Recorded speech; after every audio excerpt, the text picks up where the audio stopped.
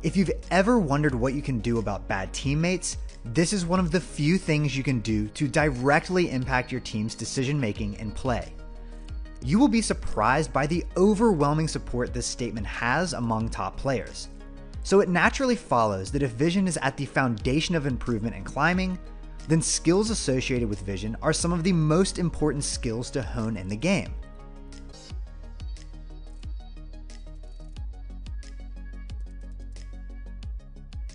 The first skill is very, very straightforward. In fact, they both are. The first skill you must create concrete, consistent habits around is laying wards down. Yes, you heard me right. The first skill is literally putting a ward on the map, but more importantly, doing it a lot every game. In this video, we don't even care where yet. A huge part of the rest of this course will be exactly when and where, which will also help you build this habit, but you need to remember that it always comes down to warding frequently throughout every game. If you don't necessarily know the best place at any point in time, don't worry about it. Pick a spot that seems good and do it. Well, my fellow Rifter, I'm saying this because we studied the data, and if you aren't already at least Platinum, but more so Diamond and above, we know that you do not put enough wards down.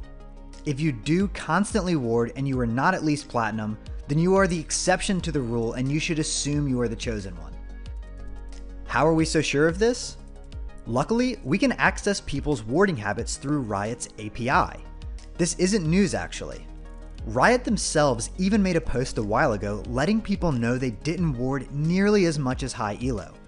This post is incredibly insightful. You'll see trends of wards laid, as well as trinket choice distribution related to elo and more. We linked it in the description so you could study it, which we do recommend doing. We'll spare you the boring data, but the takeaway is that there is a direct correlation between the number of wards purchased and laid in a game and rank. Anytime you see something directly correlated with rank, you should really give a shit about it. From this day forward, we will always refer to the idea of consciously increasing the number of wards you lay down in a game as the warding habit. The warding habit coincides with another habit called the sweeping habit. 5 times more wards are cleared in Diamond and up than are cleared in Bronze and Silver. We'll talk about sweeping later in the course as it tends to become more role specific. Laying wards is definitely not role specific and will give you benchmarks for what you should be doing every game based on your role. Another habit that directly relates to upping your ward laying numbers per game, or your warding habit, is buying control wards. We have an entire video dedicated to answering all of your control ward questions in this course, role by role. Okay, so now you probably agree that laying lots of wards is really important. Why? Because every high elo player lays more wards than every low elo player, and the data backs it up. However, just knowing this is not enough. We coached fellow skill cap members on this by giving them this information, but then didn't see them implementing it into their play when we watched their games. That makes sense though. Knowing you need to lay more doesn't remind you to do it in the middle of a game when tons of stuff is going on around you. That's what the rest of this course is for. Not this video, the course. We're going to give you tons of triggers to know when and where you should ward at any point in time, so you start building the habits necessary to ward without even thinking about it. We're going to look at each role individually throughout each stage of the game and talk about triggers that will remind you exactly when you should be warding and where. By associating the habit of warding with certain events in game, you will naturally start laying more wards. The goal is to make your warding habit a muscle memory when events in the game happen. For now, we are just establishing that this is one of the 2 skills we will be building in this course. Okay, step 1 complete. We know you're going to go out there and ward your little heart out. And just to reiterate, you will be learning when and where to obtain and clear vision throughout the rest of this course.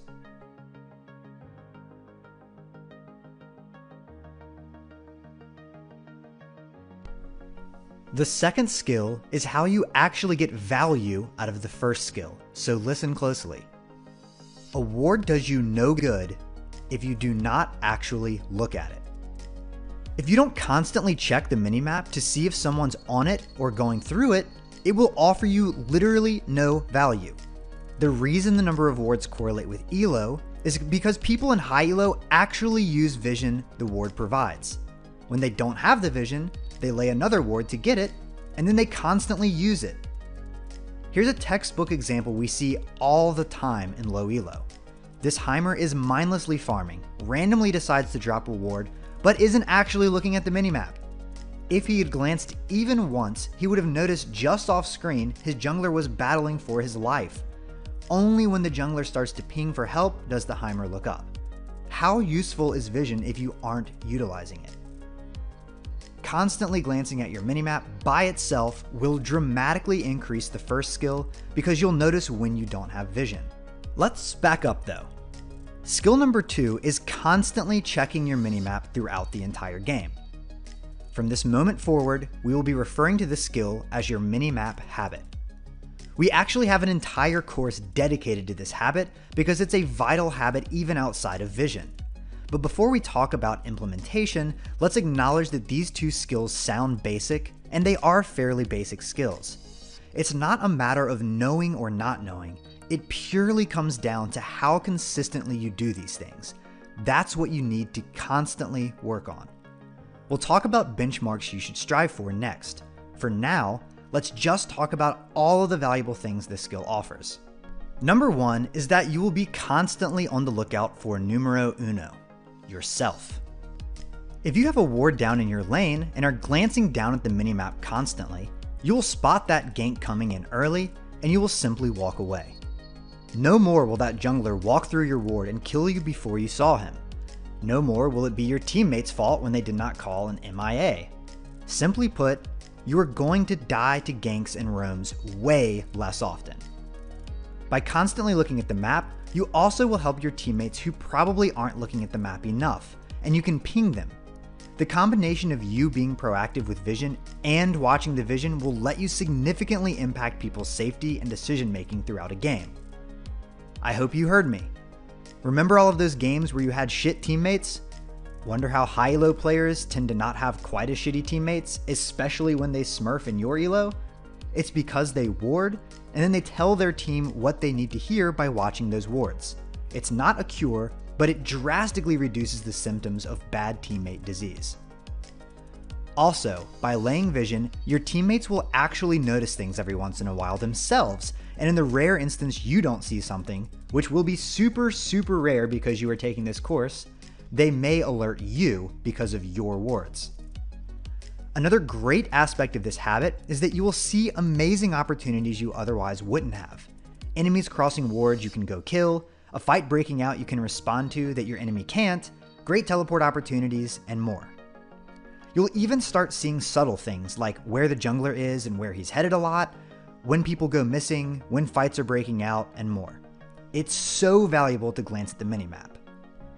We hear questions in the community all the time that essentially all ask, what can I do about bad teammates?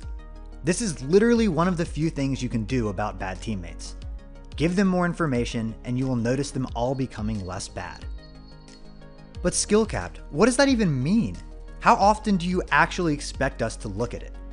Great question, hypothetical viewer. Whoa. What if no one watches this video? Does it even exist? Does this question even exist? Do I exist without viewers? Oh, God, sorry. Anyway, how often do we expect you to look at your minimap? The frequency you use your minimap is all that matters with this skill. Let's listen to what one of the dozens of challengers we work with has to say about this skill. I check it every 2 seconds, is what I would say. That's the lowest I can go without it sounding like every single second, because you need to be looking at it literally as much as possible. So I'd say just every 2 seconds, constantly look at it. Every CS, look at it. Like, constantly need to look at it. Yeah, well, that's just like your opinion, man. Well, no. On top of interviewing challengers, we actually conducted a study on the matter while researching and creating the minimap habit course. We had about a dozen players between bronze and gold, and a handful of challengers upload their games to us with facecam recorded.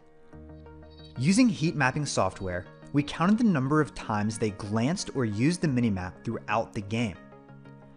We found that with challengers, what they said lined up closely with what they actually do. Challengers looked at their minimap somewhere between every 3 and every 6 seconds, depending on what was going on. They never ever went more than 10 seconds or so without looking at the map, even during teamfights and intense trades and battles. Is that surprising to you? Probably. It was surprising to most people we talked with. So how do low elo players stack up? Probably how you expected. The best person we watched was just over 20 seconds per glance on average, and averages went upwards of 30 to 40 seconds. In extreme cases, people basically never looked at their minimap all game. This is just a couple of challengers though, right? Every high elo player doesn't actually use the minimap that often. Wrong. We've had the pleasure of working with upwards of 400 people between Diamond 1 and Challenger over the last couple of years, and every single one of them at some point voiced how much importance they put on religiously watching the minimap. Building this habit initially will be uncomfortable. It will be a little painful. However, the value you will gain from it is immeasurable. Actually, you can measure it. It will be measured in your elo gains and your own feeling of control and awareness compared to when you didn't religiously watch the map.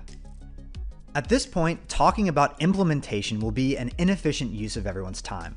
Rather, if you haven't watched our minimap habit course and really focused on implementing it, you should prioritize it right after you've made sizable progress with this course. Why?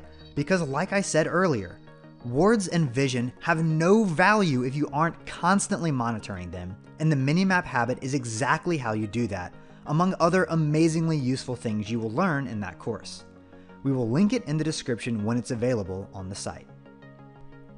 If you stopped right here in the course and just practiced consistently laying wards and looking at the minimap to use the vision you've laid, you will dramatically improve as a player. The only way you wouldn't is if you already did both of these things at a challenger level. However, the beauty of the journey you are embarking on with this course is that you aren't going to stop here. The vast majority of the rest of this course is going to give you specific information on exactly when and where you should be warding at every stage of the game based on the role you're playing and how the game is going. As we've said, this course is the end-all definitive guide to mastering vision in League of Legends. With that being said, this video exists to make sure that you know that all of the knowledge we are about to drop on you comes back to these two skills. It doesn't matter if you know exactly when and where to ward at all times. If you aren't actually doing it consistently and constantly monitoring it, you will not see good gains. Pick up the role you want to master vision in first and dive in.